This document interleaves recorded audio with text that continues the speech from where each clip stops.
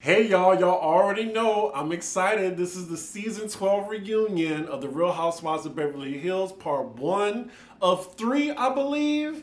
And look, out the gate, they start off with this dramatic ass music. Like, they got Mozart playing. We then get to Kyle. She's like, I don't want to do this. Can I just go home? And then you have Kathy Hilton, who's letting Lisa Rinna have it. Like, the timestamps, we going back like a Shonda Rhimes episode. We then get a little preview of the reunion. And then we get to present day. Well, present day, y'all know what I mean, for the reunion. All right, so we see the ladies arriving to the venue for the reunion. It is 5:52 in the morning. They stayed there till 10:53 at night. Wow. I mean, that's why they get paid the big bucks. Like, that's almost a 16-hour day. I would probably need drugs immediately after and a therapy session scheduled the next day. I don't even have to go over the looks, y'all. If you haven't seen it already, go back to my page and I did a review of all the reunion looks. If you haven't seen it yet, go check it out. This seems to be the first reunion in a while where Andy doesn't visit the ladies while they're being glammed up. We then just fast forward immediately to that hideous stage. It's supposed to be a replica of the Beverly Hilton Hotel in Los Angeles. We see all the ladies getting seated, and notably who's closest to Andy is Kyle, always. I think it's in her contract. And then on his right is Lisa Rinna. Before they get started, Andy lets us know that racist Diana was sick and she'll be joining later virtually. So they first get the pleasantries out the way, and the first topic of conversation is the 2 charity events that stood out the most. The first one with Jamie Lee Curtis, and Dorit was up her ass. That is so chic. That wind chime's so chic. Jamie, it's so chic. Chic, darling. And then the second one also had to do with Dorit with her Homeless Not Toothless charity, which I think they still haven't changed the name. Like, that really has to be the worst charity name I've ever heard. Wow, and right out the gate, we have a celebrity surprise. Jamie Lee Curtis comes out and surprises all the ladies. This would have been a bigger impact if they would have surprised the audience as well. Like, we saw this, we saw the whole segment, I think, 3 days in advance. Of course, Jamie Lee Curtis is on here because, I mean, it's synergy. NBC Universal owns Bravo. And also, Universal is over Halloween Ends, which Jamie Lee Curtis is starring in. So it all works out. Nevertheless, I love me some Jamie Lee Curtis. I told y'all that in my review a couple of weeks back. Like, back when I was in single digits, I love me some True Lies. Like, that is when I first fell in love with Jamie Lee Curtis. She also surprisingly seems to be ecstatic to be there as well. I love when celebrities admit that they're aware of the Housewives universe. I mean, it might be some silly shit, but it's still a cultural phenomenon. And speaking of that, she even says that she wasn't aware of the Housewives' impact. She said her appearance on the show was the single biggest day for her charity. So it did something nice. Oh, now see, that was a sweet moment for me. I know y'all can't stand Dorit because she's annoying as fuck. I get it, but you can see the genuine happiness on Dorit's face when Jamie Lee told her that her enthusiasm helped so much with the charity and that she renamed the wind chimes after her. Like, that was nice. I was like, why are my eyes welling up right now like a little bitch? So Jamie tells the ladies that she got them all a little gift, to coincide with her Halloween movie release. And she got them all pumpkins with their faces carved into them. It's a very cute gift. It's nice to start off the reunion on such a positive note because we know it's going to go straight to hell at the end. So Andy's now interviewing Jamie for a bit, asking about the movie, her experience on Housewives, knowing Kyle. So Jamie makes her exit, and then we get right into the shits. We first address the hate tweets that Garcelle's son got. And, Andy's asking her, how she's dealing with that. We're also seeing, all the hate tweets that some of the wives have gotten. Even Kyle's daughter got some hate tweets. I remember that. Garcelle lets Andy know that she did think that it was someone in the group that hired the bots to go after her kid. I mean, there's some suspects. Like, suspect number 1, I would think it's Diana. And, it could be a plot twist. It could be Rinna or Erica Jane. Andy does point out, though, that Lisa Rinna was the first one of the cast to speak out about Garcelle's son being attacked. So then Andy, he looks into the camera and, addresses the situation, saying Bravo does not condone this behavior. I'm guessing they learned their lesson after Salt Lake City for not addressing that shit, as early as they could. So yeah, I guess they want to get ahead of it. Oh, and Garcelle also says she has an investigation launched to find out who purchased the bots. Like I said in the earlier review, there's some of the ladies I really don't care for, like Erica, but wishing her death and then going after her son and attacking her personally, no, it never gets that deep. And Bravo's fan base never used to be like this. It's now gone to a drag race level where they're literally harassing these women. It's just a TV show. At the end of the day, these are real people with real lives. Chill the fuck out. Now, unless they display hateful behavior, that's when they can get the vitriol. I'm not gonna at them or anything, but yeah, I might throw a tomato at them if I see them in public. Oh, child, this was a dark season, huh? So now we're on Dorit's Robbery, because that was her entire plot line for the season. So Dorit's just speaking about the experience, the effects on her, and how awful it was. Andy also tells her that there was skepticism about the robbery and how does she feel about that. She says that she still has trouble getting out of bed in the morning and she's not worried about what people think because she knows that happened to her. I mean, we live in a cynical society and we've seen shit like that happen before. Justice's mother faked a hate crime. You never know what people are capable of or what they're willing to do for notoriety. Dorit says the robbers still haven't been caught, and as she continues to talk, Andy actually yawns. Again, for the second year in a row. That should tell you something, Andy. If she's boring you, how do you think we feel? She continues on, though, and says that she was diagnosed with PTSD, which is understandable given the situation she went through. So then Kyle, she shares her experience with the burglar. Turns out that she heard from the burglar. He reached out to a family member of hers and said that her stuff is at his grandmother's house. And I'm guessing he was trying to shake her down for money. And I think Kyle, she's just more concerned with getting her priceless stuff back. So it looked like she was paying the guy. Now, I wanted her to follow up on this, did she get anything back or whatever, but they just decided to move on. So next we get to Crystal's reel of the season. Did she have much of a storyline? I guess in the beginning of the season when she was using all these trigger words and she was still going at it with Sutton and actually with some of the other ladies too. I think this season it was her use of the word dark because last season it was violated. So yeah, I totally forgot about that mess. So first Andy's asking her about, sharing her eating disorder on the show, and she's just saying that she still deals with it and she's seeing someone about it. Andy then asked her about last season when Sutton barged in on her, was that connected to her eating disorder and why she reacted the way she did? She says not necessarily, but she said it does link to her body dysmorphia and how she looks. And you know what? That does make sense. Maybe she was just really insecure about her body, and then when Sutton barged in, I'm pretty sure she said she was half naked. I can't remember. But yeah, I can see, why her response was like that. I think last year I didn't have a problem with her saying violated, but I think this year I had a problem with dark. Hey, if y'all want to go back and see my reviews from season 11 and call me out, y'all can do it, fine. But I remember defending Crystal's use of the word violated. I just couldn't stand behind dark. So while they're on the topic of Crystal's eating disorder, Erica's in the hot seat now for the insensitive comments she said while she was shit-faced and probably on pills too. All Erica has to say is, well, I was just talking about what I would do. Still, it's inappropriate. Andy then also brings up her chicken tender comment, when she's like, you can't have a chicken finger. Erica then makes the excuse that, oh, well, that was later after the fact. And, of course my smartass said that. You know what? How about an apology, bitch?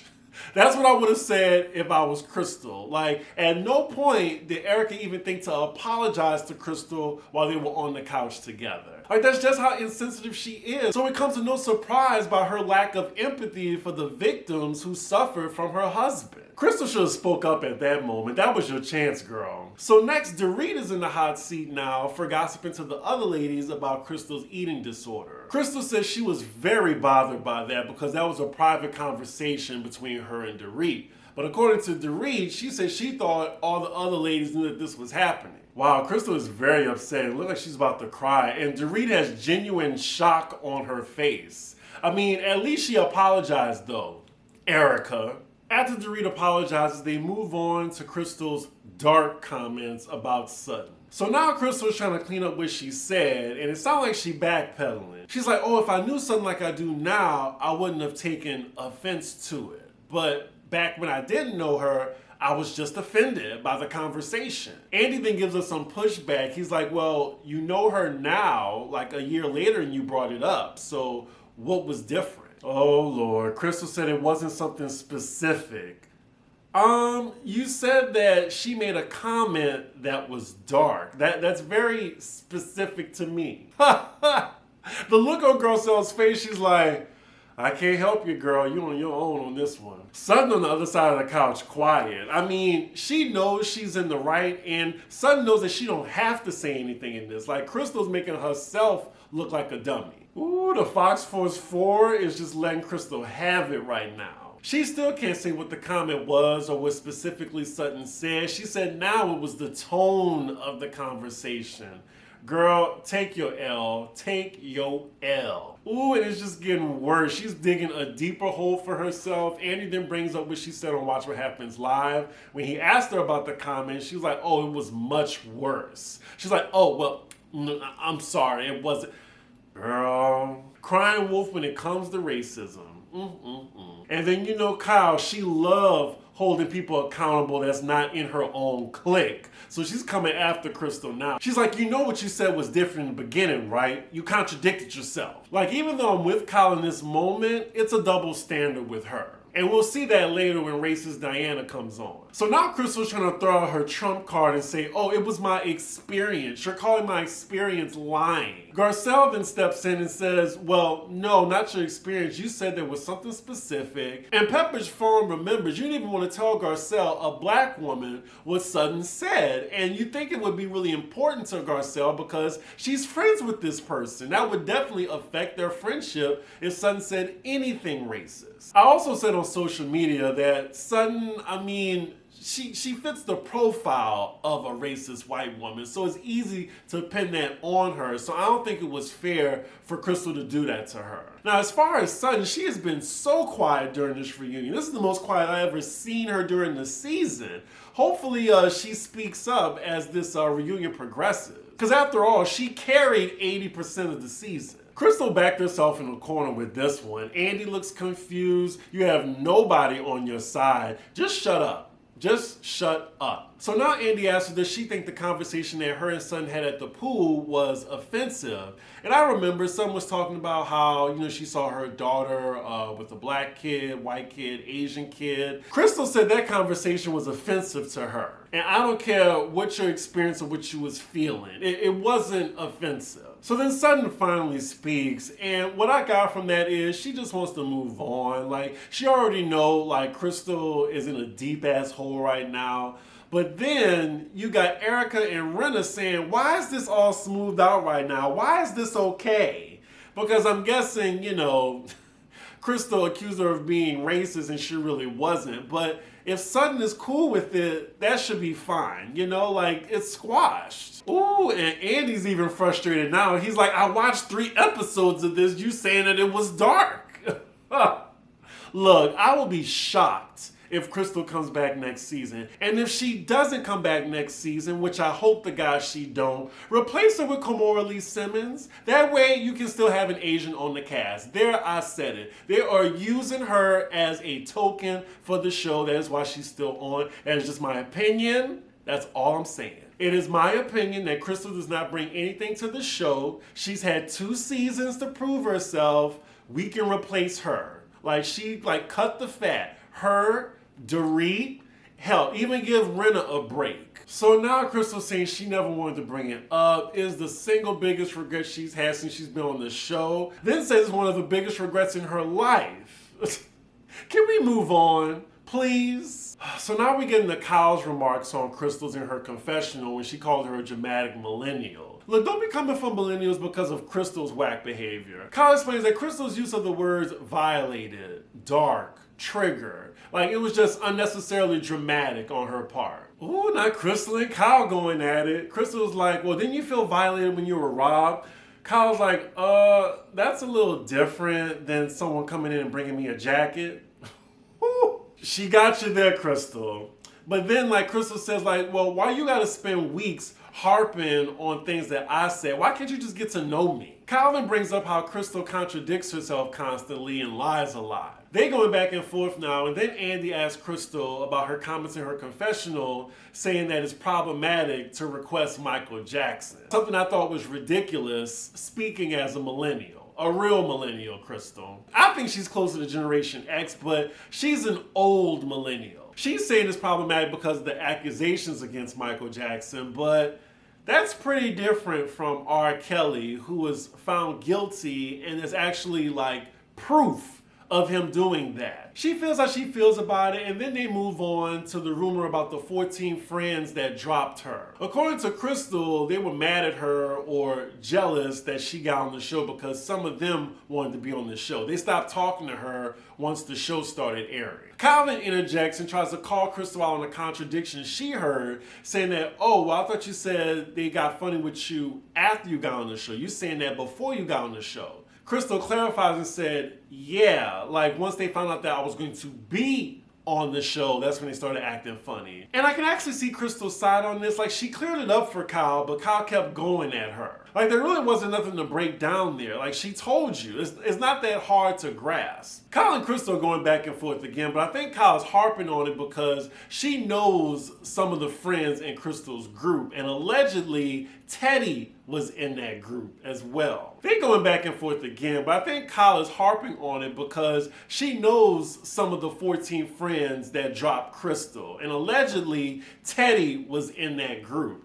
Remember her? Annoying ass Teddy. Kyle says she's not going to talk about it anymore because it has to do with stuff outside of the show. So they move on. Like, this is the most we talked about Crystal in these past 10 minutes than we have in the entire 2 seasons of her being on. I just don't think she's cut out for this group, honestly. So after the commercial break, they're back with racist Diana, who's there virtually. Andy's thinking like the rest of us when he tells her, you don't look sick at all. But she insists she is. Andy then brings up the rumors around her being a madam, and I really don't give a fuck what she's saying. So we're gonna move on from that. He then brings up her comments concerning a black blogger, and she insists that she meant that black meaning dark. Like, you can't be stupid and smart at the same time. Like, you didn't just come to this country. You've been in this country for like, what, 2 decades? And you don't know what that means? I'm not buying it. I also feel personally that Andy is impressing her with the follow-up question like he did with Crystal earlier. Next up, he asked her about the donation she gave out to Tom's victims. Like, I'm glad it's like a round robin of questions for her so we can just move on from her. Now, Erica says she isn't bothered by this, but I guarantee you if it was any of the other women, especially Sutton, who did that, she would be pissed. So after that, we then get to the $1 million question. Was Diana involved with hiring bots to go after Garcelle's son? Andy asked Garcelle, did she think that Diana had anything to do with this? She said, absolutely. Diana then tells her, you must have this low opinion of me to think I would do something as evil as that. Garcelle is like, yeah, in the most stoic way. Yeah.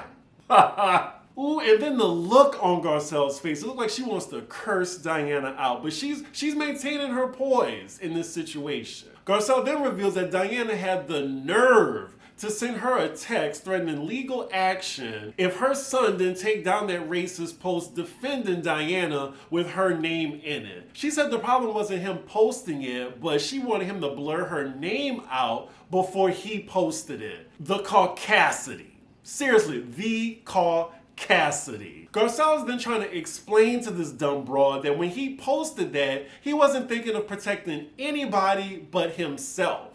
Like, why would he think of Diana in that moment where he's getting death threats and racist comments? Like, I'm mad for Garcelle in this moment. And now here go Kyle. Kyle. You're supposed to keep your mouth shut, but out.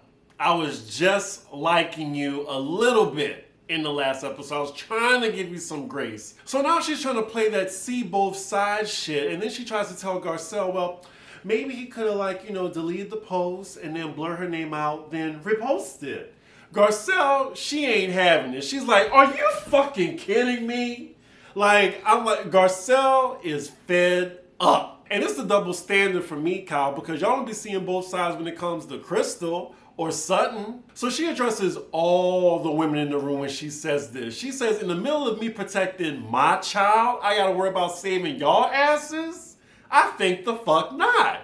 Now, she didn't say it like that, but that's how she meant it. Again, the caucasity of it all. Like, this is way beyond the level last year of when Dorit was yelling at Garcelle. So then Garcelle gets back to the text that Diana sent her. So of course production has it for us to read, and it says, believe me when I say if anything happens to my children, you will be held legally responsible and no Bravo contract will stop me. I guess by making Cherie take down my birthday post, you want to solidify me as racist and actually ruin my life. Yeah, this is a threat. This is a threat, you racist bitch. How is Garcelle responsible when it's her son that's the one being attacked? I think that's the part that pissed me off the most. It's just the sheer thought of Garcelle trying to protect her child, and she has to worry about Diana, like, threatening her with legal action. That just goes to show that Diana didn't give a fuck about Garcelle's son being attacked. She worried about her own. Just like how Garcelle was worried about her own. So as Garcelle and Diana going back and forth, I'm guessing Diana's trump card is trying to, like, talk about her dead brother being brought up,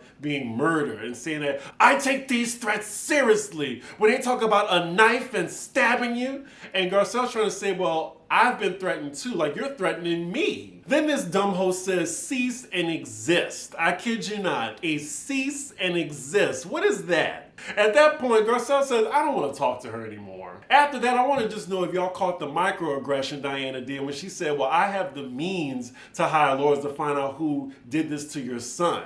Garcelle's like, thanks, but I have an investigation going too. Ooh, child. And all the other ladies, they were silent. And you know what? I'm not even going to hold Sutton to that because Sutton knows that Garcelle can handle her own. But the other ladies, they could have spoke up. Andy then asked Garcelle, what would she ask Diana if she were here? Now, I thought that was a dumb question because she's technically here virtually. So any question she has for Diana, she can ask it. But anyway, she said I would ask her why she's so obsessed with me. And of course the dumb bitch didn't understand what Garcelle was saying. But Garcelle meant that, like, can you just leave me alone? Because we saw, like, the receipts from all the Bravo blogs, like, she was harassing Garcelle every day. I see why she didn't come to the reunion, because she was chicken shit. She knew that she was going to get her ass handed to her if she went. Like, I don't want to see her next season. Whoever casted her need to be fired, never work in TV again, and go to jail. So once Garcelle makes it clear to racist Diana that she just wants her to leave her alone, that is where the episode ends, y'all. Like, they really turned the volume up as the episode progressed. I enjoyed this episode. I think I was reading online, a couple people didn't like the first part. I was entertained. And then we found out today that this episode had the highest ratings of the season. And next week, Kathy Hilton is coming. And we saw her get out that van in her paper slippers. The ratings only going to go up. And then tomorrow's BravoCon, y'all. I know. I'm going to let y'all know. And there's a Beverly Hills panel, and the whole cast is going to be there. Of course, you know, with the exception of racist Diana, but who cares about her? Like, everyone's going to be there. Lisa Rinna, as well as Kathy Hilton. I can't wait for that. Y'all let me know your thoughts on the episode. Whose side y'all on when it comes to Crystal and Kyle? Woo, they are knocking it out the park, and this is why it's my favorite franchise. Ugh. Chef's kiss. Anyway, make sure y'all like, comment, and subscribe, and I will see y'all for the next episode. Bye.